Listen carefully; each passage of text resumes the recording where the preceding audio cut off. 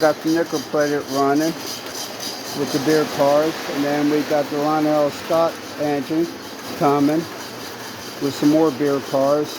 Everybody seems to be ready for Labor Day weekend, and I hope everybody else will be that's watching this video.